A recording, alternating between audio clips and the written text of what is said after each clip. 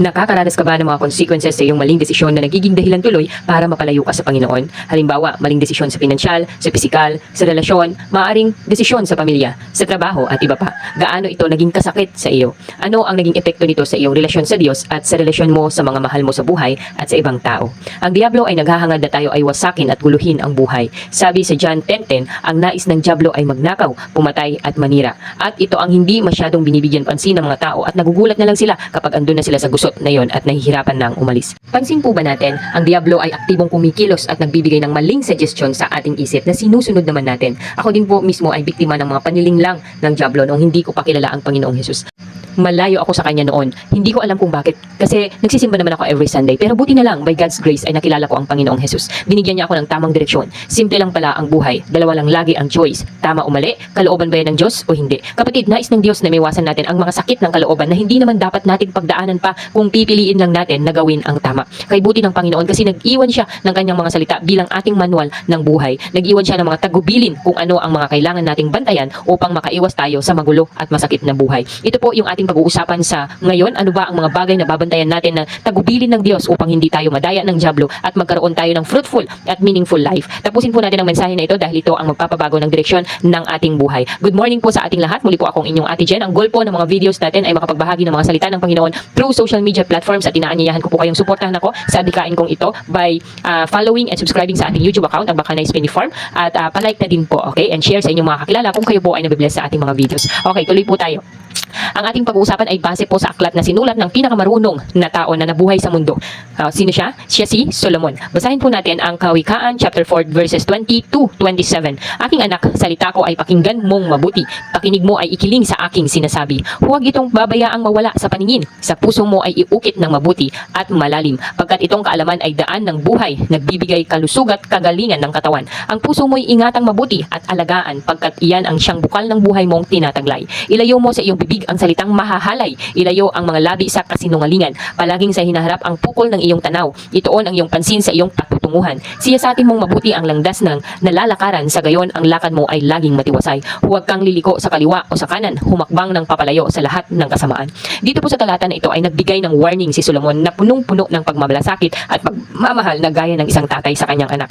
Alam niya ang mangyayaring kapahamakan kaya ibinibigay niya ang kanyang tagubilin. Dito sa talata ng ito ay meron tayong 5 bagay na iingatan upang hindi tayo magkaroon ng magulong buhay at sa halip ay magkaroon ng kasiyasiyang buhay na may meaning, may direksyon at may purpose. Ang isang godly life at meaningful life ay hindi natin makakamtan kung tayo ay passive sa buhay. Iniisip natin darating na lang ang abundant life sa atin ng kusa isang araw, di ba? Mali, kaibigan. Kailangan nating maging maingat na magbantay sa 5 area ng ating buhay. So ano-ano ang babantayan natin? So 5 things to guard to avoid a chaotic life. Number 1, guard your ears. Number 2, guard your heart. Number 3, guard your tongue. Number 4, guard your eyes. Number 5, guard your feet. Okay, so for this video, number 1 lang po muna yung pag-uusapan natin kasi hindi kaya ng video natin. Sa mga susunod po na mga araw ay itutuloy natin ang mga ito. Okay, so number 1 muna tayo, guard your ears. Bantayan mo ang mga pinapakinggan mo.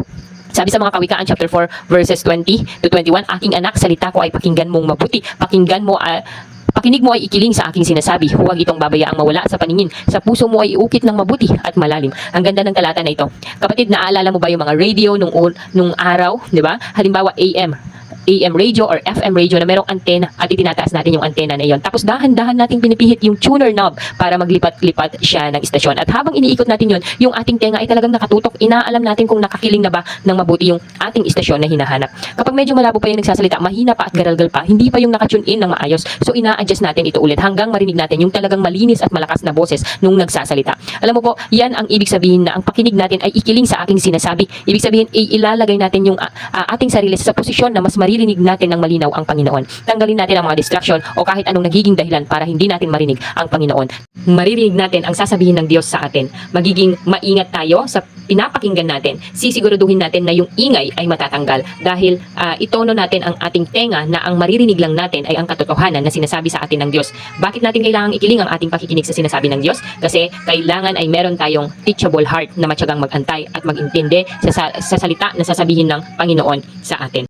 Ang mga mararangal na tao sa paningin ng Diyos ay hindi lang nagsisikap makinig ng salita ng Diyos, kung hindi ang marangal na tao ay sinisiyasat araw-araw ang mga kasulatan kung tunay nga ba ang mga bagay na itinuturo sa kanya. Ang ibig sabihin, pagkatapos ng Bible study, pagkatapos ng worship o kung saan man narinig ang salita ng Diyos, pag uwi sa bahay, bubuksan niya ang kanyang Bible at sisiguraduhin na nasa Bible talaga ang pinag-uusapan at ito ay totoo. O kaya sisiguraduhin niya na kung anuman ang kanyang pinakinggan ay maia-apply niya ito sa kanyang buhay. Itong ibig sabihin ng ikiling mo ang iyong pakinig sa sinasabi sa iyo ng Diyos. Now, bakit natin kailangan ikiling ang ating pakinig? Kasi dito tayo iingatan ng Panginoon. Kapatid, suriin natin ang ating sarili kasi baka hindi natin kinikiling ang ating pakinig. Tandaan natin, what you hear is what you see. Habang nakikipag-usap tayo sa Diyos, binabasa natin ang kanyang mga salita. Kapag pinapakinggan natin ang sinasabi niya sa atin, ay mas lalo natin siyang nakikilala. Mas lalo siyang magre-reveal ng kanyang sarili sa atin. At lalo tayong mamamangha sa ganda niya, sa kabutihan niya, at sa grace niya. At dahil sa nakikilala natin siya, ay nagiging mas katulad natin ng Panginoong Hesus. Mas nagagawa natin yung mga bagay na hindi natin magawa dati para sa Panginoon. Kaya kapatid, tandaan po natin, mas madalas natin siyang marinig, mas madalas natin basahin ang Bible, mas madalas natin siyang makikita. Pero kung ang pinapakain natin sa ating sarili ay mga balita, mga laman ng magazine, mga iba't ibang content sa internet, ay manghihina tayo at mapapalayo tayo sa Panginoon. Hindi masama na magbasa ng mga ibang bagay o alamin ng mga balita sa internet, pero ang i-prioritize natin mga kapatid ay ang pakikinig sa Diyos. Kaya nga sabi sa Marcos chapter 4 verse 23, makinig ang may pandinig. Grabe, no? Pwede palang meron tayong tenga pero hindi tayo nakikinig, hindi tayo nakatune in o nakakiling. Then, tuloy natin sa verse 4, Marcos 4:24, idinugtong pa niya, unawain ninyong mabuti ang inyong naririnig. Ang panukat na ginagamit ninyo sa iba ay siya rin gagamiting panukat sa inyo. At higit pa roon, ang sabi dito ay ibibigay ng Diyos sa atin ang pangunawa. Depende sa kung gaano kalaki ang ating panukat. Ang ibig sabihin, kung meron tayong dalang maliit na basket, ang ibibigay sa atin na revelation ng Diyos ay maliit lang din. Yun lang kasi ang kayang ilagay. Pero kung malaki yung basket natin, excited tayo na ine-expect natin na ihahayag ng Diyos sa atin yung pagkaunawa sa lahat ng gusto nating matutunan at mai-apply sa buhay natin, ay pupuniin ng Diyos ng karunungan at kaalaman ng ating puso. Now, ito yung problema. Paano kung wala tayong dala? Hindi tayo ready. Matigas ang puso natin. Hindi tayo naniniwala sa pangako ng Diyos. At anong mangyayari? Wala tayong maaasahan na ibibigay sa atin ng Diyos. Wala tayong maaasahan na karunungan at patnubay na ibibigay sa atin ng Panginoon. Ang sabi diyan, kung anong panukat mo, yun din ang tatanggapin mo. Ang panukat natin ay ang sukat na binibigay nating oras, atensyon at pagsunod sa Panginoon. Yun yung ating panukat, yun yung kahandaan natin, yun yung laki ng pagnanasa natin na sumunod sa Panginoon. Kung maliit ang pagnanasa natin sumunod sa Kanya, maliit o wala tayong mauunawaan sa sasabihin niya. Pero kung malaki ang pagnanasa natin na sumunod, sisiguraduhin niya na pupunuin niya tayo ng nag-uumapaw at maraming makikinabang sa ating pagpapala. Maituturo natin sa ating asawa, sa ating anak at sa mga tao na nangangailangan ng salita ng Diyos. Mababahaginan natin din sila ng pagmamahal na ipinalana sa atin ng Diyos. Kaya kapatid, ang tanong, anong ine-expect natin sa Diyos na ibibigay sa atin? Gaano kalaki yung capacity natin na tanggapin ang karunungan na binibigay niya? Excited ba tayo na malaman kung ano yung direksyon ng Diyos sa atin araw-araw para masunod natin ito sa ating buhay? Ang sabi dito ay ang may pandinig ay makinig. Ang ibig sabihin, nasa sa atin ang choice. Meron tayong responsibility na gawin yung part natin. Ang ibig sabihin, kung ano yung papasok sa atin ay meron tayong control. Hindi natin pwedeng sisihin ang pastor. Si pastor kasi nakakaantok magsermon. Ang kailangan nating alamin, gaano tayo kahandang sumunod sa Diyos. Kinikiling ba natin yung ating pandinig para maunawaan natin siya? Kaya mag-iingat tayo kung ano yung pinapasok natin sa ating tenga. Kung yan ay chismis at yan ay hindi totoo, huwag nating i-entertain. Kapag may nagsisimulang magkwento sa atin patungkol sa isang tao na wala naman doon sa kung nasaan tayo, ay huwag nating i-entertain. Tayo yung may control kung anong papapasukin natin sa ating tenga. Tayo ang may control kung ano ang gusto nating marinig at makita. May kasabihan, garbage in, garbage out. Kung basura yung pumasok, itapon mo agad kasi yan ang pinagmumulan ng gulo. Kailangan nating matutunan mamili kung ano ang papakinggan natin at kung saan natin ikikiling ang ating pakinig. Bilang pagtatapos po, ito yung tanong. Kapatid, nagbibigay ka ba ng time na dalawa lang kayo ni Lord? Ang kondisyon ba ng puso mo ay teachable at expectant sa sasabihin niya? O palagi ka na lang nagmamadali? Ang pinapakinggan mo ba ay nakakapagpalago ng iyong pagmamahal sa Diyos o nagpapalayo sa Kanya? Sa anong paraan ang dyablo ay nagbibigay sa iyo ng mga lason at kasinungalingan? Paano mo ito tatanggalin at papalitan ng katotohanan ng Diyos?